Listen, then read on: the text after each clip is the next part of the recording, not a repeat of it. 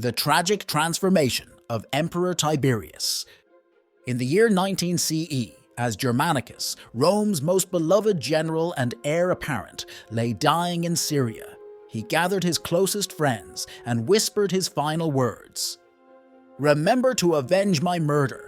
His death would haunt Emperor Tiberius for the rest of his life, becoming just one link in a chain of tragedy that would transform Rome's second emperor from a brilliant military commander into a reclusive tyrant. The whispers of poison, conspiracy, and revenge would echo through the marble halls of power, eventually driving Tiberius to his infamous exile on the Isle of Capri, where he would orchestrate one of the most dramatic purges in Roman history. This is not simply the story of an emperor who lost his way. It's a tale of how power corrupts and paranoia destroys, how a man who never wanted to rule became the architect of an imperial system that would dominate the Western world for centuries. Tiberius's journey from reluctant heir to isolated despot would change Rome forever, leaving a legacy written in blood and whispered in shadows. Welcome to the story of Rome's cursed emperor, a man who watched everyone he loved die, some by his own command. Tiberius, from child of civil war to reluctant emperor. On a stormy November morning in 42 BCE, while Rome's armies clashed on the blood-soaked fields of Philippi, Livia Drusilla clutched her swollen belly and fled through the darkness of the Mediterranean wilderness. She was carrying the future Emperor Tiberius, though she couldn't have known it then. With her husband Tiberius Claudius Nero at her side, she crept through enemy lines, dodging Marcus Antonius's patrols while the infant kicked inside her. Their flight would become legend, a pregnant woman traversing war-torn Greece, sleeping in caves, and nearly being betrayed by the crying of their servants' babies. Once they barely escaped a forest fire, their clothes singed as they ran. This was Tiberius's first brush with death, months before he even drew breath. The Rome that Tiberius was born into was a city of whispers and daggers. The streets still echoed with the screams of the proscribed, those unfortunate souls whose names appeared on the death lists of the Second Triumvirate. Noble heads adorned the rostra in the Forum, and children played games by counting the exposed corpses of senators. This was the twilight of the Republic, where every handshake could conceal a blade, and every dinner party could be your last. Young Tiberius learned to read from the death lists posted in the Forum, scanning for familiar names among the condemned while his father taught him his letters. But fate had an ironic twist in store for the boy who had fled Octavian's forces before his birth. By the time Tiberius turned 4, his mother Livia had caught the eye of the very man they had run from. Octavian, soon to be Augustus, was besotted with the intelligent, beautiful Livia. The fact that she was 6 months pregnant with her current husband's second child seemed a minor inconvenience to the future emperor.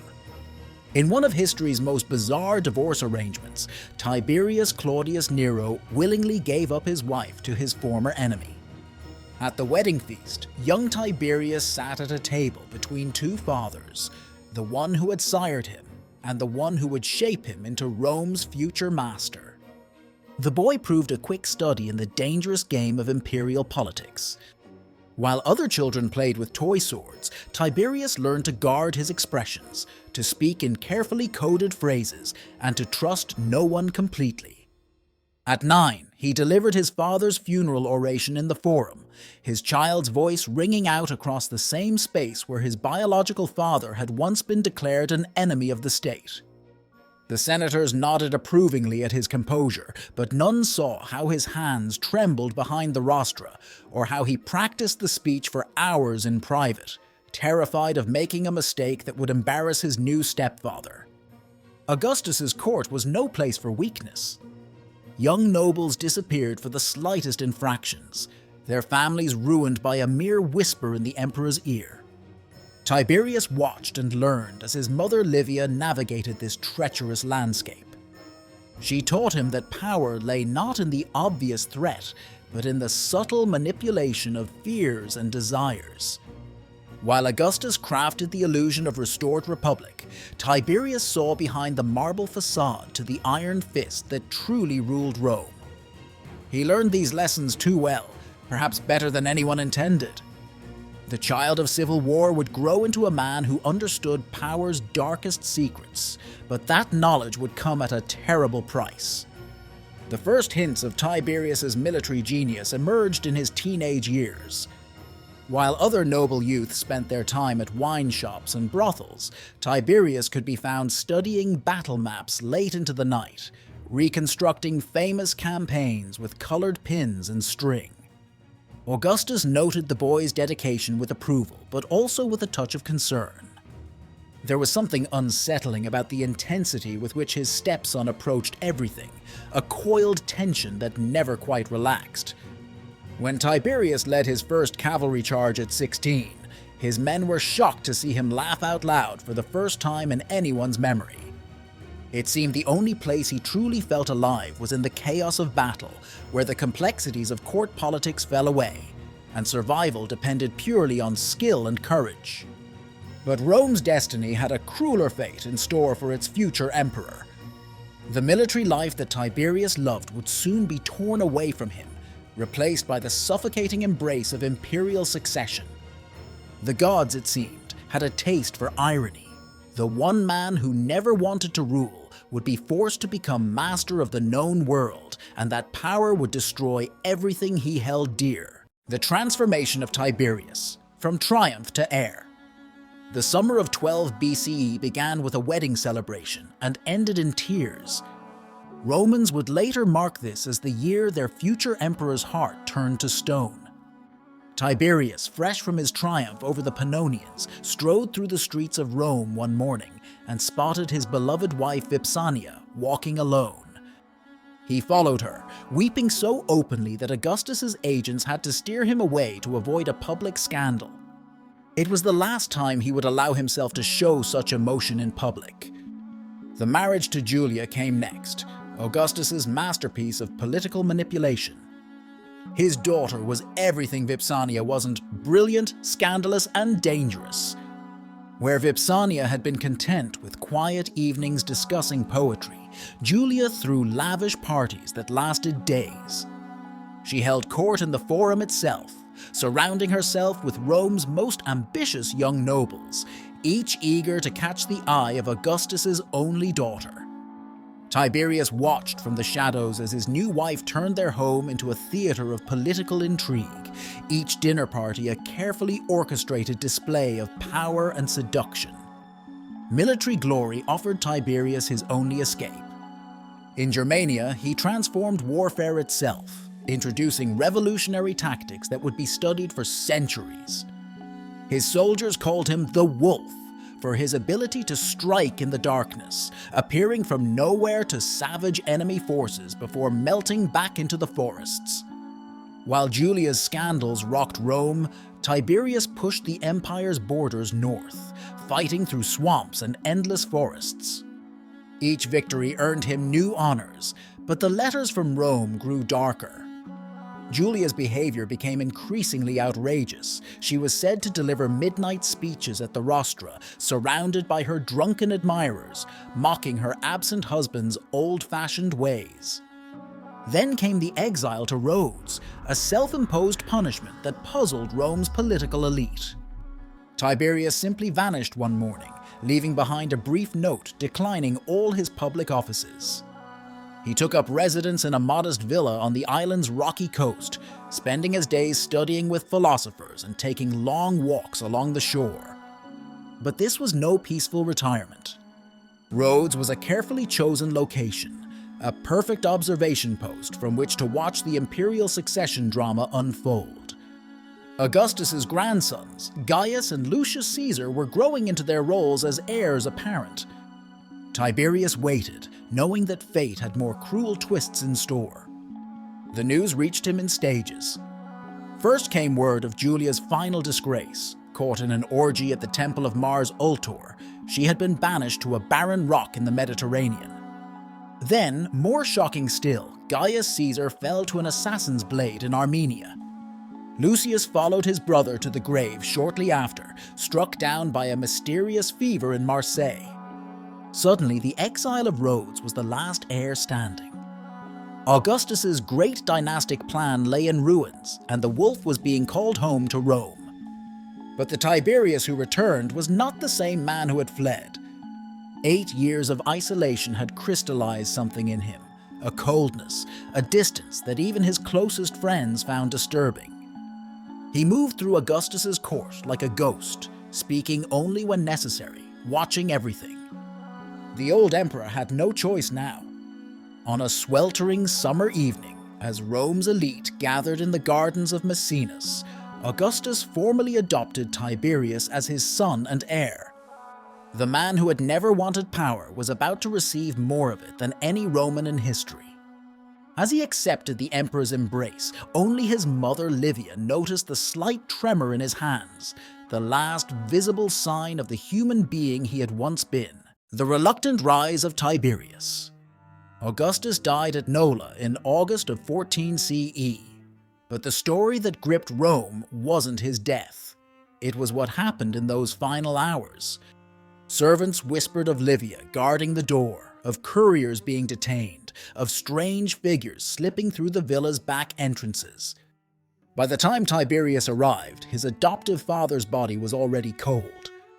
The official announcement of Augustus's death wouldn't come until every road to Rome was secured by loyal troops, every potential rival accounted for, every strategic position locked down. It was a masterclass in political transition, and none of it had been Tiberius's idea.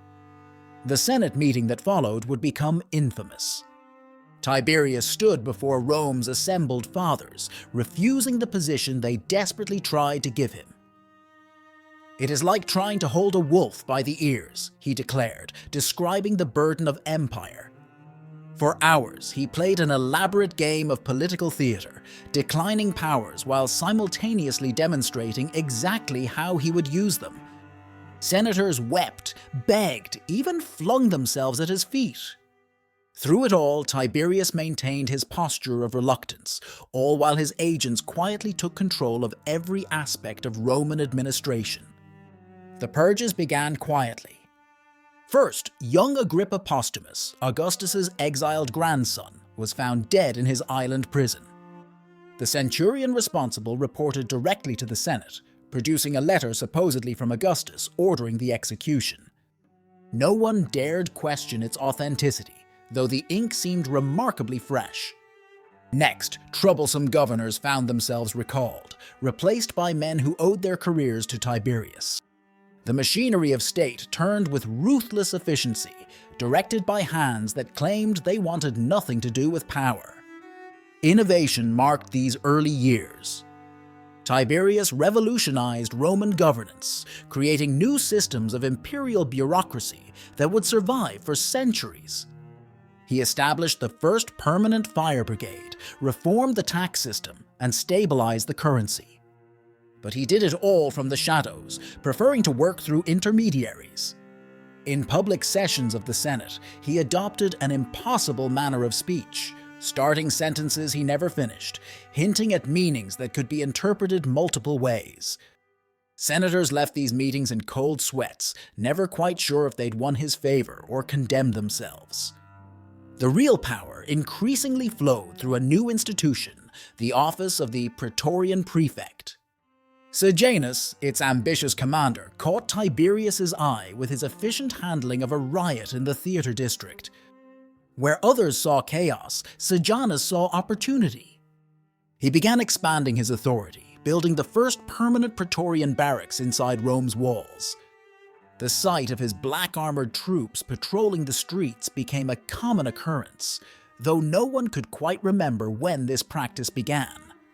Then came the trials for Maestas, treason against the imperial dignity. What started as legitimate prosecutions of conspiracy morphed into something darker. A casual remark at a dinner party, a poorly timed joke, even a dream recounted to the wrong person could result in arrest. Informers prospered, building fortunes by denouncing their neighbors. The Senate, once the proud heart of Republican government, transformed into a court of inquisition. Senators learned to watch every word, knowing that their speeches were being recorded by official scribes for Tiberius's later review. Through it all, Tiberius maintained his facade of reluctance. He vetoed proposals to name months after him, refused excessive honors, and lived modestly compared to Augustus's grandeur. But his eyes missed nothing. Each night, he pored over detailed reports of Senate meetings, private conversations, and street rumors. His memory for slights became legendary. Men who had opposed him decades earlier would suddenly find their careers stalled, their children passed over for promotion, their business interests struggling against mysterious obstacles. The breaking point came with a series of natural disasters. A massive fire devastated the Caelian Hill, and the collapse of a poorly built amphitheater at Fidenae killed thousands. Tiberius responded with characteristic efficiency, dispensing aid, punishing negligent officials, implementing new building codes. But something in these tragedies seemed to crack his careful mask. He began appearing less frequently in public, preferring to send written communications to the Senate. Those who did see him reported that his face, once handsome, had erupted in painful sores he tried to conceal with healing plasters. The wolf was retreating to his lair, but his bite would only grow more deadly with distance. Sejanus, the rise and fall of Rome's most dangerous commoner. History would remember him as Rome's most dangerous commoner, the knight who nearly seized an empire through whispers. Lucius Aelius Sejanus rose from the shadows of the Praetorian barracks like a spider ascending its web, each careful step bringing him closer to ultimate power. His genius lay not in force of arms, but in understanding Tiberius's deepest fears.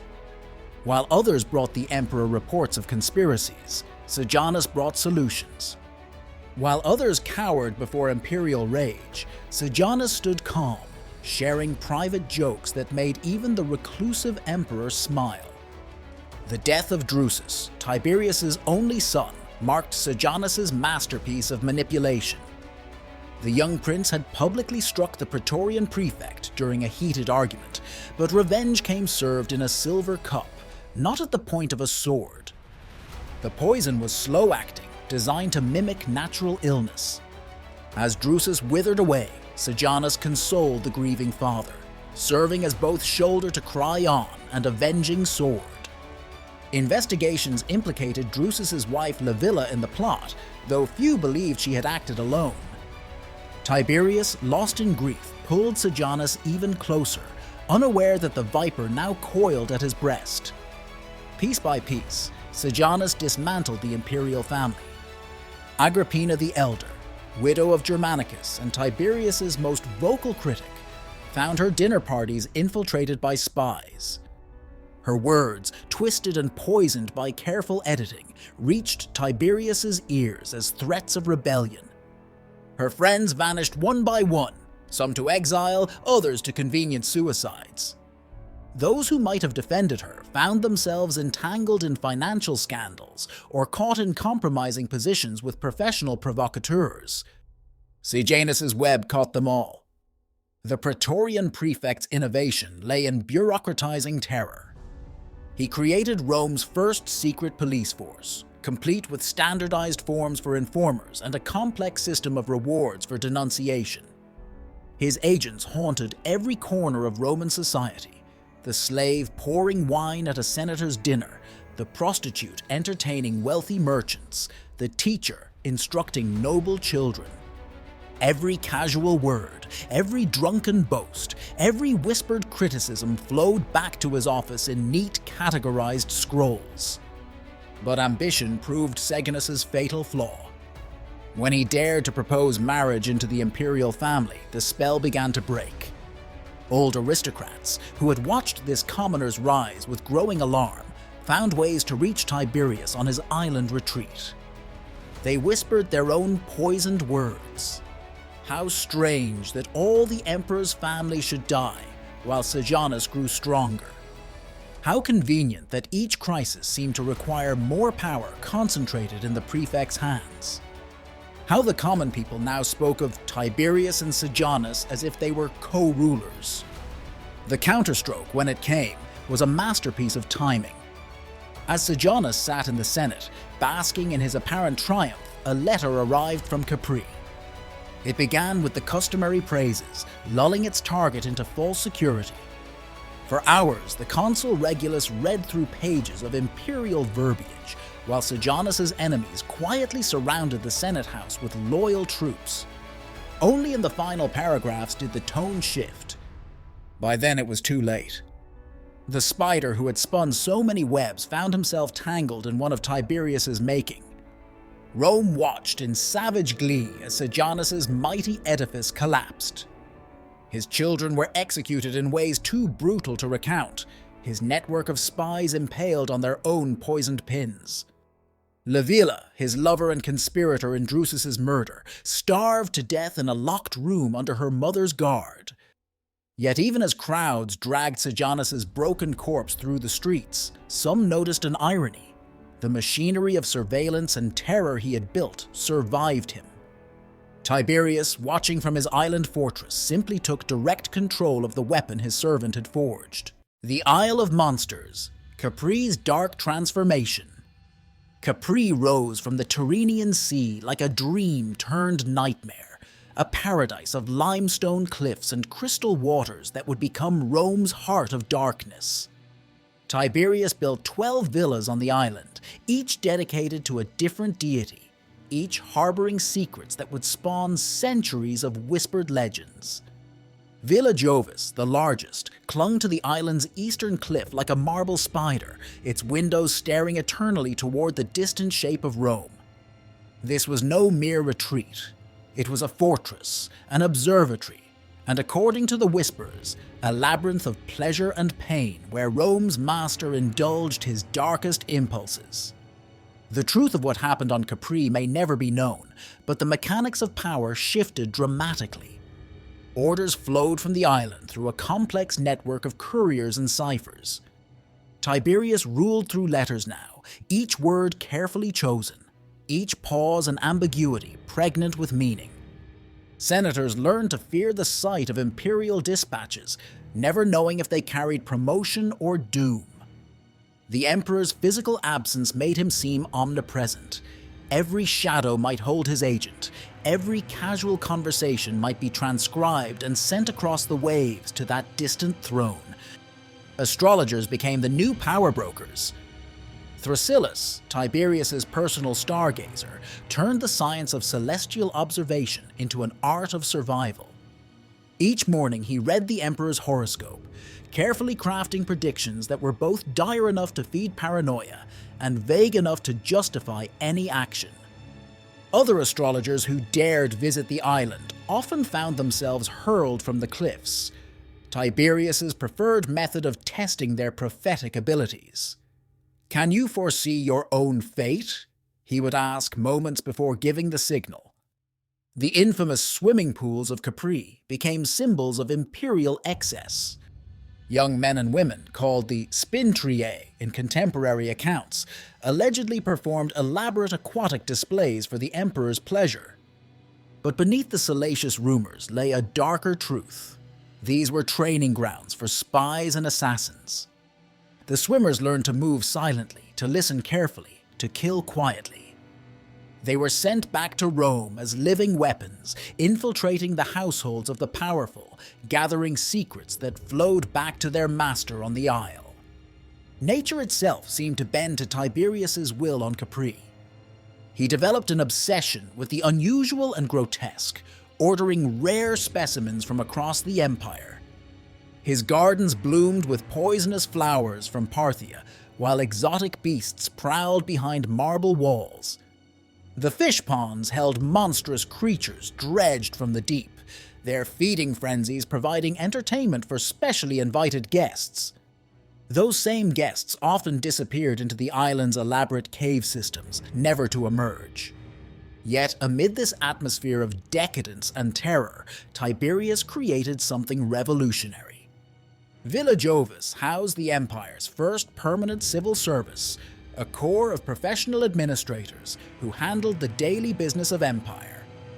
While Rome's elite traded lurid rumors about their absent emperor, these quiet men of business kept the machinery of state running with unprecedented efficiency. Tax collections improved, provincial administration standardized, and the frontiers held firm. The monster of Capri, it seemed, was also a masterful bureaucrat. The island itself became a character in Rome's nightmares. Sailors swore they could hear screams carrying across the water at night.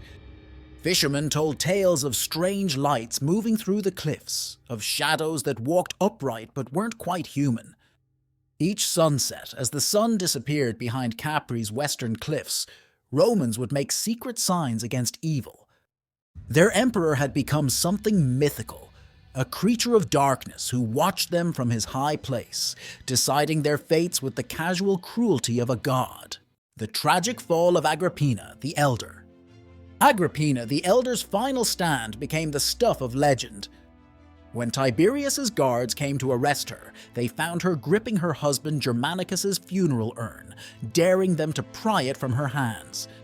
The daughter of Agrippa, granddaughter of Augustus himself, she had transformed from nobility to nemesis. Her crime? Refusing to forget. While others moved on from Germanicus's mysterious death, she kept the wound fresh, brandishing her grief like a weapon. Each public appearance became a silent accusation, her mourning clothes a battle standard around which Tiberius's enemies gathered. The methodical destruction of her family revealed the cold precision of Tiberius's revenge. Her eldest son Nero Caesar was first. Anonymous letters arrived, warning him of plots against his life, urging him to flee. When he finally ran, the trap snapped shut. Flight became proof of conspiracy. Drusus Caesar fell next, betrayed by his own wife. One by one, Agrippina watched her children torn away. She fought back with everything she had: public protests, private appeals, finally desperate plots. But she was playing a game her opponent had mastered decades before she was born. In a final twist of cruelty, Tiberius forced the Senate to vote on the fate of each family member. Men who had dined at Germanicus's table, who had sworn undying loyalty to his memory, now competed to propose the harshest punishments for his widow and children. The official charges ranged from the absurd to the obscene. Nero Caesar was accused of plotting to flee to the armies on the Rhine. Drusus allegedly planned to seize control of Rome while the city slept. Agrippina herself was branded a conspirator for daring to walk past Augustus's statue too many times. The island of Pandateria became their prison, the same barren rock where Julia, Tiberius's adulterous wife, had withered away years before. Agrippina's defiance never broke. When she refused food, the guards pried her jaws apart to force it down her throat. She died as she had lived, unbowed, unbroken, and utterly alone. Her son Drusus followed in a basement cell of the Imperial palace, slowly starving while guards recorded his pleas for even a mouthful of the stuffing from his mattress. Only Caligula survived, saved by his ability to play the fool. While his mother and brothers died in chains, he danced attendance on his great-uncle at Capri, laughing at the old man's jokes, applauding his every word. Behind his carefully crafted mask of idiocy, the last son of Germanicus learned lessons in cruelty that would serve him all too well in the years to come. The Purge extended beyond blood relations. Anyone who had shown particular loyalty to Germanicus found their careers mysteriously stalled. Relatives of his old friends died in convenient accidents. Even wearing his image on a ring could draw suspicious glances. It was as if Tiberius sought to erase not just Germanicus's family, but his very memory from Roman consciousness. Yet every night, according to palace slaves, Tiberius would pace the halls of Villa Jovis, muttering to unseen presences. Sometimes he would stop before the bust of Germanicus, staring into those marble eyes until dawn. The emperor who had orchestrated this destruction seemed haunted by it. Perhaps, in those lonely night watches, he finally understood the curse that power had laid upon him, to destroy everything he had once held dear, to become the very monster his enemies had always claimed him to be. The downfall of Sejanus, a turning point in Roman history. The longest letter in Roman history arrived at the Senate House on October 18th, 31 CE. For 6 excruciating hours, the consul Regulus read Tiberius's meandering prose, while Sejanus sat in his gilded chair, surrounded by sycophants still jockeying for his attention. The Praetorian prefect's mind wandered during the tedious recitation. He was planning his daughter's wedding to a member of the Imperial family, the final step in his ascent to power. He barely noticed when the tone of the letter began to shift, when his customary titles were dropped, when the praise turned to subtle accusations. By the time he understood what was happening, the trap had already sprung. Macro, who would succeed him as Praetorian prefect, had orchestrated a masterpiece of timing. As the letter was being read, he gathered the Praetorian cohorts outside their barracks, promising each man a bonus in the emperor's name.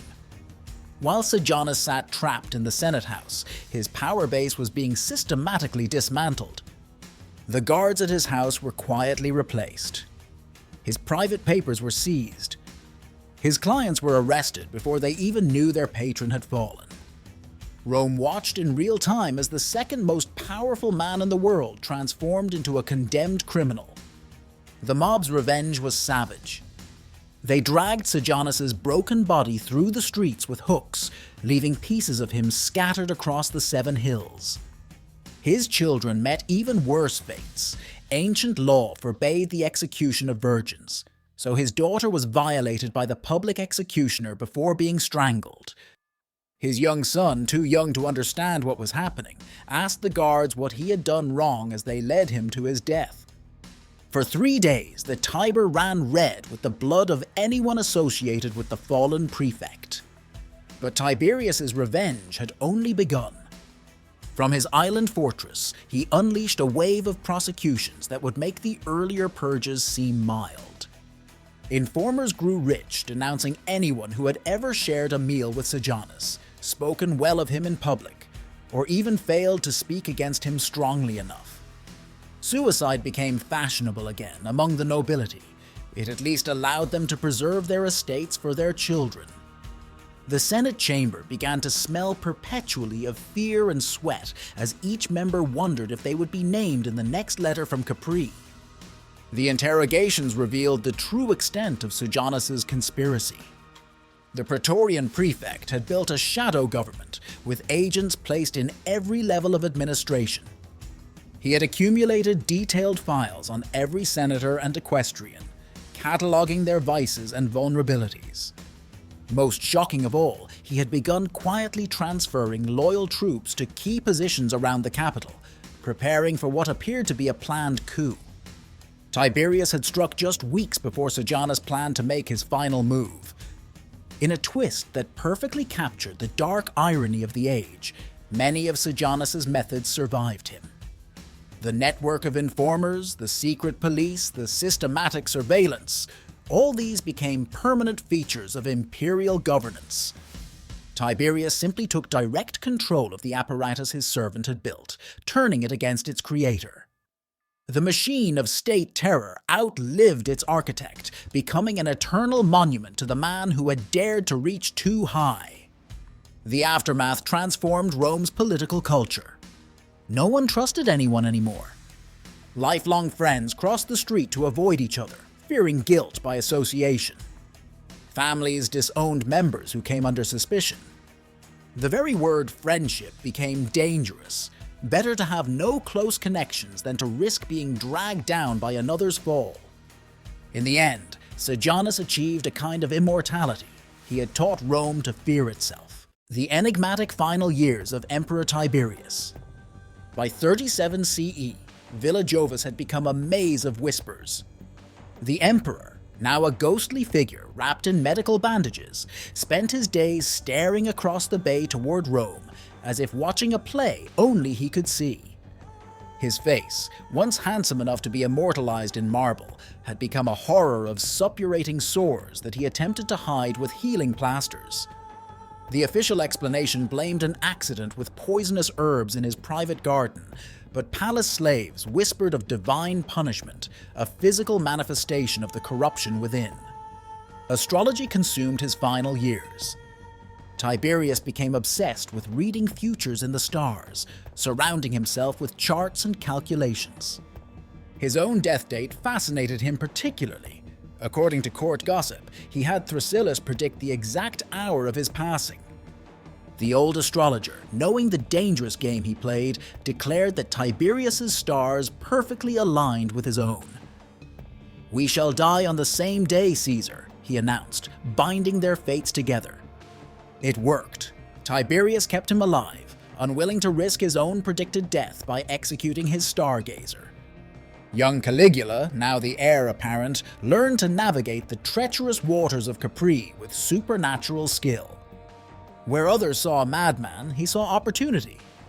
He studied his great-uncle's moods, laughed at his dark jokes, and carefully noted which courtiers disappeared after failed attempts at flattery. The future emperor was learning lessons in power that would terrify Rome in years to come. Each morning, he would join Tiberius on the cliffside terrace, watching as condemned prisoners were hurled into the sea below, their screams echoing off the limestone walls. The question of succession haunted the imperial court. Tiberius had named both Caligula and young Tiberius Gemellus, his own grandson, as co-heirs, setting the stage for inevitable conflict. He seemed to take a cold pleasure in imagining the chaos that would follow his death, reportedly muttering, "Let the world burn when I am gone," to his servants. Those who heard him wondered if this was prophecy or command. Then came the final journey. Against all advice, Tiberius decided to leave Capri in early 37 CE. His health was failing, but he seemed driven by some inner compulsion to reach Rome. The imperial party moved slowly up the coast, stopping at villas along the way. At Mesnum, overlooking the Bay of Naples, death finally caught up with him, or seemed to. The official bulletin announced the emperor's passing. Caligula began receiving congratulations as the new princeps. Then, horrifyingly, Tiberius awoke. What happened next remains one of history's darkest footnotes. Some sources claim Macro, the Praetorian prefect, ordered a pile of heavy blankets thrown over the weakened emperor. Others suggest poison or simple suffocation. The official account merely states that Tiberius stopped breathing again, this time permanently. No one looked too closely at the fresh bruises on the imperial corpse, or questioned why Caligula and Macro had been alone with the body when the end finally came. Rome's reaction to Tiberius's death revealed the true legacy of his reign. There were no mass demonstrations of grief, no spontaneous outpourings of public emotion. Instead, the city held its breath, waiting to see what new horror might emerge from the shadow of the old. When someone suggested his body be placed in Augustus's mausoleum, the crowd erupted in anger, demanding his corpse be thrown down the Gemonian stairs like a common criminal's. In death, as in life, Tiberius remained a figure of mystery and fear, the emperor who had transformed Rome's highest office into something both more efficient and more terrible than anyone had imagined possible. The legacy of Tiberius: power and fear. History would remember Tiberius not for what he built, but for what he destroyed. The machinery of imperial bureaucracy he created would endure for centuries, but its efficiency came at the cost of Rome's soul. He had solved the riddle that Augustus left behind: how to maintain absolute power while preserving the illusion of republican liberty, through a solution so elegant and terrible that it would define empire itself: institutionalized fear. The numbers tell a striking story. Tiberius died the wealthiest Roman who ever lived, leaving a personal fortune of 2.7 billion sesterces and a treasury surplus that would fund the empire for decades. Yet this prosperity masked a darker ledger. 350 senators and knights died by execution or forced suicide during his reign. Thousands more vanished into exile or quiet obscurity. Entire noble families whose lineages stretched back to the foundation of Rome simply ceased to exist. His greatest innovation was psychological.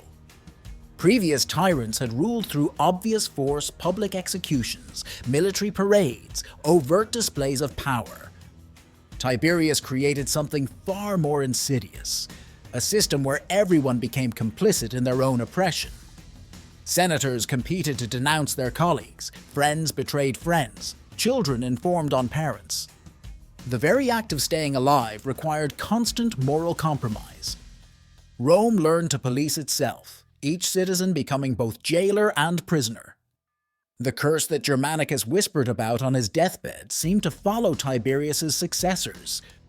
Caligula's reign descended into theatrical madness. Claudius was poisoned by his own wife. Nero set Rome ablaze.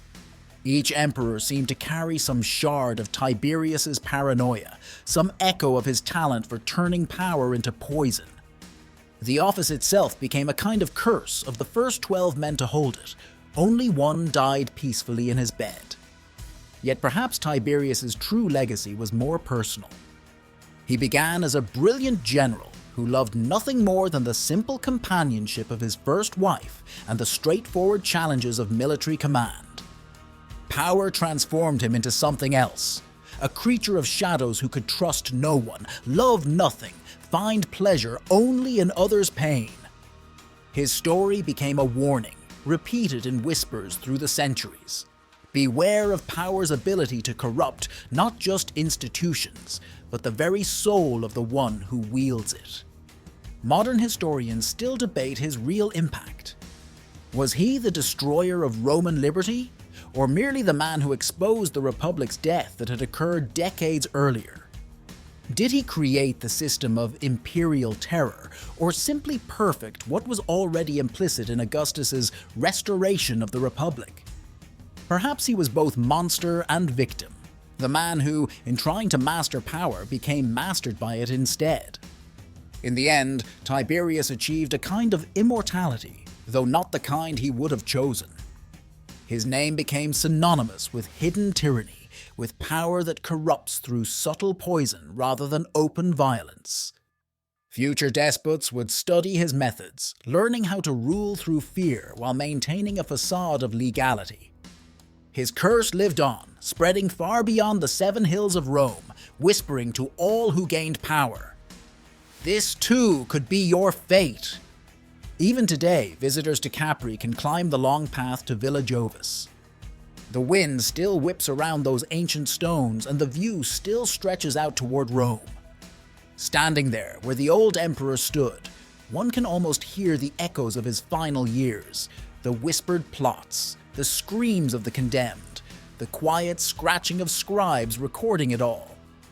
Tiberius may be dust, but his shadow still falls across the centuries, reminding us that the greatest monsters are not born, but made, forged in the crucible of power and fear that he helped create.